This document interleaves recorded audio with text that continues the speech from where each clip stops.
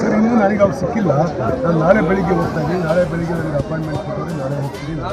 31ಕ್ಕೆ ಎಲ್ಲ ಮಠಾಧೀಶರು ಎಲ್ಲ ಶಾಸಕರು ಸಭೆ ಹಾಕೊಂಡಿದ್ದಾರೆ. ನಿನ್ನೆ ಸಭೆ ನಡೆದಿದೆ. ಅದು ತಾವೇನ ಭಾಗಿಯಾಗ್ತಾರೆ? ನೋಡ್ತೀನಿ ಇನ್ನೂ 31ಕ್ಕೆ ಅವ್ರ ಹತ್ರ ನಾಳೆ ಮಾತಾಡಿ ಏನು ಡಿಸೈಡ್ ಮಾಡೋದು ಅಂತ ನಮ್ಮ ಕಾರ್ಯಕರ್ತರನ್ನು ಕಳಿಸ್ಕೊಂಡು ನಾನು ಹೋಗ್ತಿದ್ದೆ, ಅವ್ರು ಹೆಂಗೆ ಹೋಗ್ತಾರೆ?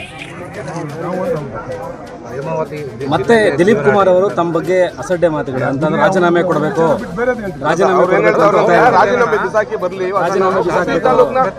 ಗುಬ್ಬಿ ತಾಲೂಕ್ನ ಡಿ.ಕೆ. ಶಿವಕುಮಾರ್ ಅಡ ಇಟ್ಬಿಟ್ರ ಶಾಸಕರು ಅಂತ ಕೇಳ್ತಾರೆ. MP ಅವರು ಅವರಲ್ಲ, MP ಅವರು ಹೋರಾಟ ಮಾಡ್ಬೇಕಲ್ವ? ಗುಬ್ಬಿ ತಾಲೂಕಿನ ಜನ ಓಟ್ ಹಾಕಿದ್ರು MP ಅವರಿಗೆ. ಅವ್ರನ್ನೇ ಕೇಳಲ್ಲ ಅವ್ರಿಗೆ ಕೇಳೋ ಶಕ್ತಿ ಇಲ್ಲ, ಧೈರ್ಯ ಇಲ್ಲ. ಅವ್ರು ಕೇಳುವುದು ಅವ್ರ ಪಕ್ಷದವ್ರೆ ಅವ್ರು ಕೇಳ್ತಾರೆ. ಅವ್ರು ಯಾವನ್ ಮಾತಾಡೋದು ನಮ್ಮ ಬಗ್ಗೆ? ಏನಾಯ್ತು ಹೋರಾಟ ಮಾಡ್ತಾರೆ, ಮಾಡಲಿ, ಹೋರಾಟ ಮಾಡ್ತಾರೆ.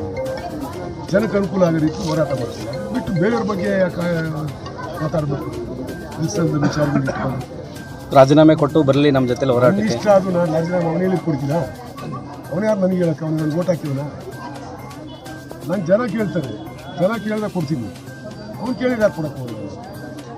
ಅವನೇ ಅವನು ನನ್ನ ರಾಜಕೀಯ ರಾಜೀನಾಮೆ ಕೊಡ್ತೀನಿ. ಕೋವಿಡ್ ಮಹಾಮಾರಿ